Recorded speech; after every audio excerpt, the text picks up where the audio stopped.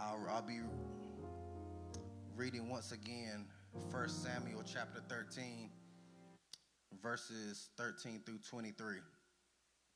Now there was no smith found throughout all the land of Israel. For the Philistines said, lest the Hebrews make them swords or spears. But all the Israelites went down to the Philistines to sharpen every man his share, his coulter, his axe, his mattock. Yet they had a file for the mattocks and the coulters and for the forks and for the axes and to sharpen the goads. So it came to pass in the day of battle that there was neither sword nor spear found in the hand of any of the people that were with Saul and Jonathan. But with Saul and Jonathan his son there was found. And the garrison of the Philistines went out to the passage of Michmash.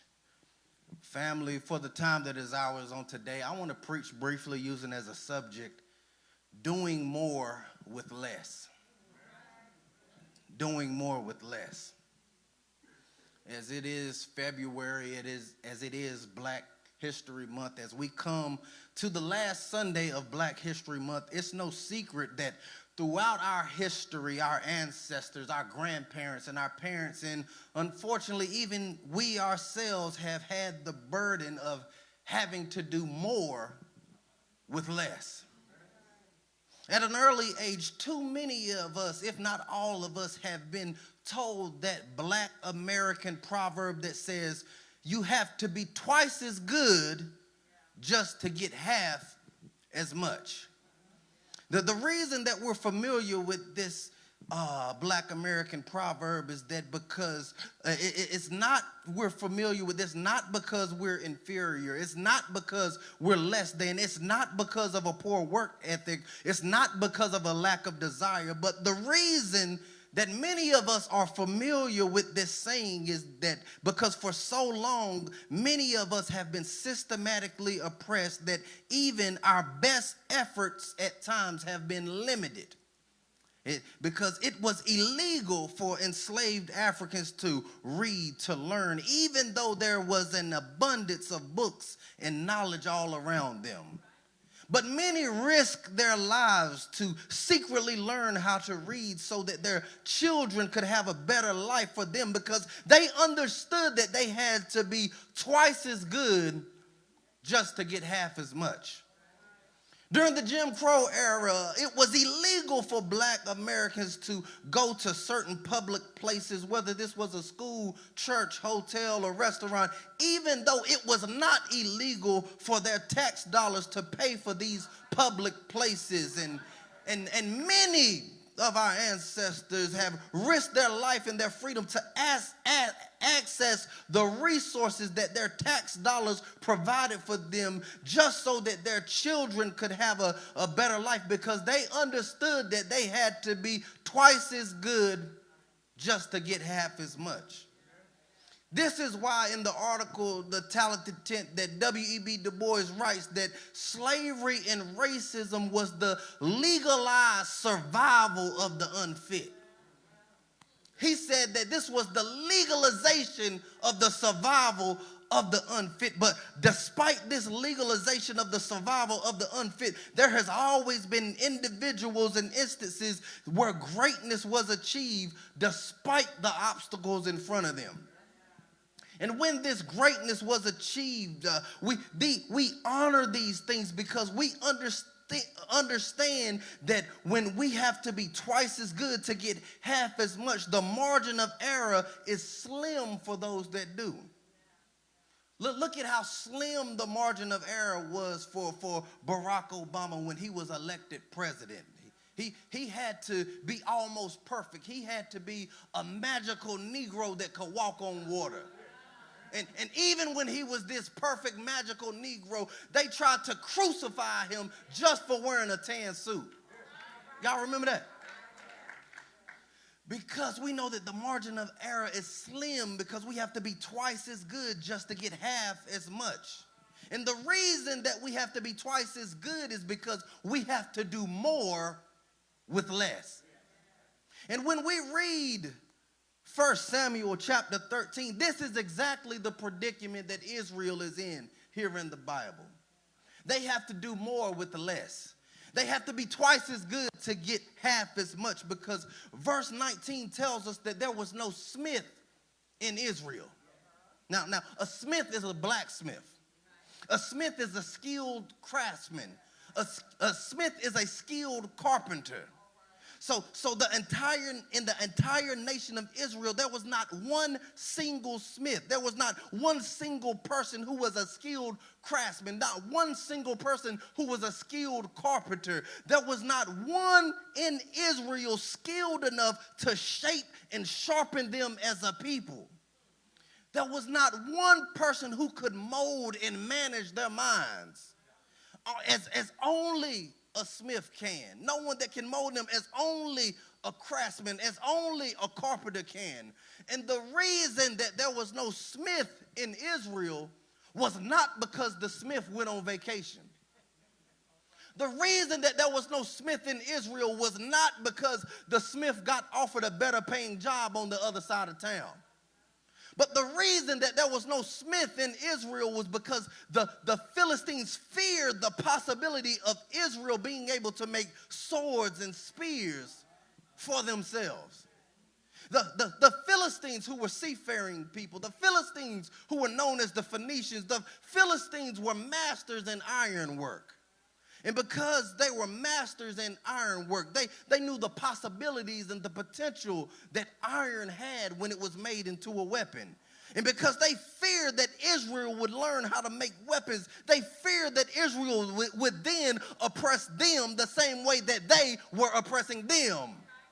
So they systematically removed all the smiths from Israel. They made it illegal for a person to be a smith in Israel. They made it illegal for anyone in Israel to read about or to learn about how to shape and to sharpen iron, even though there was an abundance of iron all around Israel. Iron was plentiful along the Jordan River, but because of this ancient Jim Crow law, Israel had no one that could shape and sharpen them. Because of this legalized survival of the unfit, Israel had no one who could mold and manage them. There was no one in Israel who could maximize their potential, which shows us that, hear this, when the enemy can't defeat you, he'll disarm you as a means to defeat you. Because sometimes we have the right stuff. Sometimes we have the right substance. We just need someone skilled enough and gifted enough to shape it. Sometimes we just need someone skilled enough and gifted enough to sharpen the substance and the stuff that we already have within us. The enemy doesn't mind you having a great personality, but the enemy doesn't want you to connect with someone who can shape your personality according to your purpose. The enemy doesn't want you to connect with someone who is a smith who can shape and sharpen you into a weapon that can tear down his kingdom. And because of this, when the enemy can't defeat you, he'll disarm you as a means to defeat you. So not only do the Philistines disarm Israel, but verses 20 and 21 tell us that Israel had to go down. Somebody say go down. They had to go down to the Philistines to sharpen their cultural axe and mattocks. The cultural axe and mattocks are all farming tools. So Israel had to go down to the Philistines to sharpen their farming tools. So not only did the Philistines systematically oppress Israel by making smiths illegal, but now they have to mentally oppress them by making them go down to where they are. Now they mentally oppress them by making them go down to their level just to sharpen their farming tools. Because whenever we have to go down to our oppressor just to make a living, we're now dealing with mental oppression. Whenever we have to leave a high place to go down, to stoop down to the level of your oppressor just to feed your kids, now you're dealing with mental oppression. The Philistines didn't mind them farming, but they didn't want them fighting. They wanted them strong enough physically to farm, but they wanted them too weak mentally to fight. Too weak to fight for their dignity, too weak to fight for their rights, too weak to fight for their family, too weak to fight for their future. And the way that the enemy keeps us mentally weak is through scarcity and lack. The way that the enemy keeps us mentally weak and to the point that we have to keep going down and stooping down to his level is through not having enough. How many people know that not having enough will make you do some crazy things? Because it's hard to hold your head up high when you're mentally weak. It's hard to stand upright with your back straight when you're mentally weak. And the way that the enemy keeps you mentally weak, the way that the enemy keeps you going down and stooping down to his level is through scarcity and lack. Because how many people know that when what the enemy meant for evil, God meant it for good? Where the enemy uses scarcity and lack to keep us mentally weak, God uses scarcity and lack to impart innovation to show us his glory. Because when scarcity and lack has us going down and stooping down, when scarcity and lack has us weak, that's when God shows forth his glory. Because when Paul tells us that God's strength is made perfect in our weakness. So when we experience our weakness from scarcity and lack, just know that our weakness has now made us a candidate for God's strength. Our weakness makes us a candidate for God's glory. And this is exactly the lesson that is learned when the Philistines removed the smiths out of Israel. Because having no smith made them stoop down. Having no smith made them mentally weak, but having no smith also made them more innovative. Having no smith made them more innovative because by not having a smith in Israel, they had to learn to fight battles without swords and spears. Which explains why in the book of Judges, there's a man named Ehud that had what the Bible calls a homemade dagger. He had a homemade dagger. I personally, I call it a shank. But he had a homemade dagger because there was no smith to make a quality weapon for him. This explains why Shamgar, there's a man named Shamgar that he killed 600 Philistines with an ox goad. Not a sword, but an ox goad, something to poke ox when they're pulling a plow. Because not having a smith will make you more innovative, which explains why Samson, when he was a child, he killed a lion with his bare hands. This explains why Samson killed 1,000 Philistines with the jawbone of a donkey, because there was no smith to make a quality weapon for him. In fact, there was no smith in the land of Israel. Having no smith made Israel expert marksmen when it came to a sling. Because Judges chapter 20 verse 16 lets us know that the Israelite soldiers were so good with the sling that they could sling a stone at a single hair and not miss. They were so good that they can sling a stone at a single hair and not miss. So it's no surprise as to why when David was put in front of Goliath, he turned down Saul's armor. He wasn't proficient with Saul's armor. He wasn't proficient with Saul's sword, but he was an expert marksman, and he could sling a stone so much that he grabbed 5 stones, and he only needed 1 because scarcity and lack had made him more innovative. This shows us that it's not always about what we don't have that holds us back, but sometimes it's about knowing what to do with what we do have that can hold us back or move us forward. But because verse 22 tells us that on the day of battle, on the day that they finally had enough of going down, on the day that they finally had enough of stooping down, on the day that they finally had enough of being systematically oppressed and mentally oppressed, on the day that they finally decided to stand up and fight what's been fighting them. Verse 22 says that on the day of battle, there was no one in Israel with a sword, but they were still prepared to fight. Everyone else was armed with farming tools, with shanks, with slings, with whatever they could get their hands on. They were prepared to fight the Philistines at a place called Michmash. The only people that had swords were Jonathan and Saul. And in the very next chapter, when we get to 1 Samuel chapter 14, we find out that Israel wins this battle with farming tools, with shanks, with slings, with whatever they could get their hands on. They beat the Philistines at Michmash because God's strength is made perfect in our weakness. And this is good news for somebody today, because it's good news to know that God's strength is made perfect in our weakness. It's good news to know that even at our weakest moments, God will put his super on our natural. This is good news because it's good to know that even at times of extreme lack, extreme scarcity, God will pour out innovation on us that will supply all of our needs according to his riches and glory.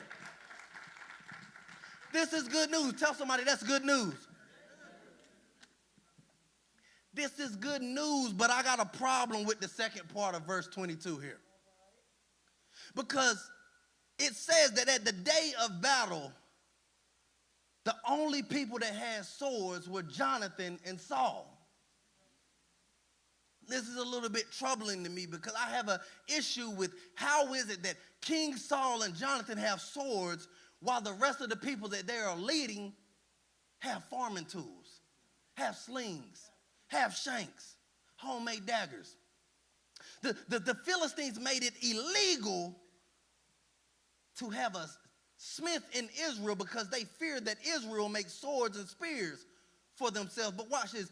They didn't fear Israel having a king. And this causes me to ask a question, because it bothers me that how is it that the Philistines are more afraid of Israel having a smith than they are Israel having a king who is in charge of soldiers? It troubles me that the Philistines were more concerned with Israel having a smith than they were Israel having an actual king. Because on the outside looking in, a king has more power than a smith. But the Philistines feared the smith more than they feared the king. And I believe that there's at least two things that we can grab from this that teaches us what was so fearful about the smith that wasn't fearful about the king. And I believe that the first reason they feared the smith was because of the proximity of the smith.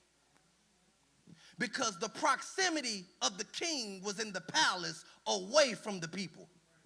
But the proximity of the smith was in the land close to the people. And the Philistines understood that someone in close proximity to the people like a smith had the ability to liberate and shape them by molding them.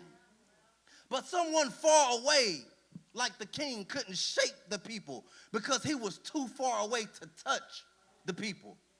And you can't shape what you can't touch. You can't mold people when you've lost the common touch.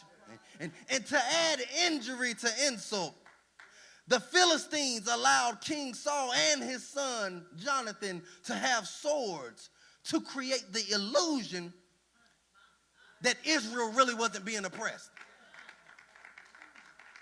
So whenever Israel protested their oppression, whenever Israel protested the condition that they were in, the Philistines would respond like, "What do you mean you're oppressed? Look at how successful Saul and Jonathan are.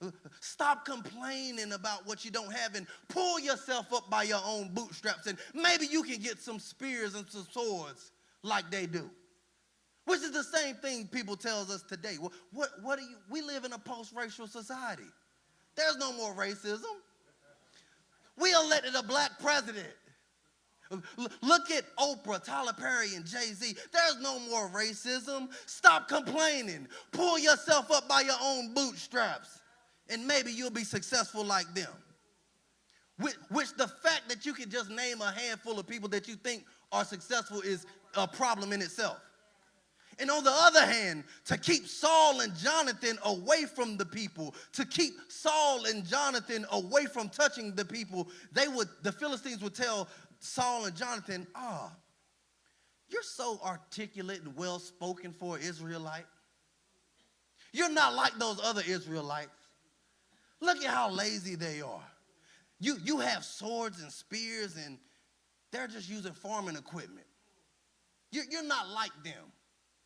So this shows us that the reason they feared a smith was first because of the proximity of the smith. But the second reason they feared the smith and not the king was because of the purpose of the smith. Because where a king's purpose was to shape a nation by managing policy, a smith's purpose was to shape the people by managing their purpose. And the Philistines knew that only someone that can manage the purpose of the people like a smith had the ability to liberate and shape them by molding them. But someone that only knew how to manage policy like a king can't shape and mold the people, because the king will always prioritize policy over the people. So the Philistines gave Saul and Jonathan the best armor that money could buy. They gave them the best swords that money could buy. Just as long as the Philistines, they kept their bidding and put the policy over the people. And the policy that kept Israel oppressed was that it was illegal for a smith to be in Israel. It was illegal for anyone to read about a smith. It was illegal for anyone to learn how to shape and sharpen iron. But what the Philistines didn't know, that they were oppressing God's people. Because when you're oppressing God's people, there is a smith in the land of Israel. When they thought they took all the smiths out of Israel, there was a smith in the land of Israel that they couldn't remove. There was a smith in the land of Israel that was there before the foundations of the earth. Because in the beginning was the Word, and the Word was with God, and the Word was God. The same was in the beginning with God. All things were made by Him, and without Him nothing was made. Without Him, nothing was shaped. Without Him, nothing was molded.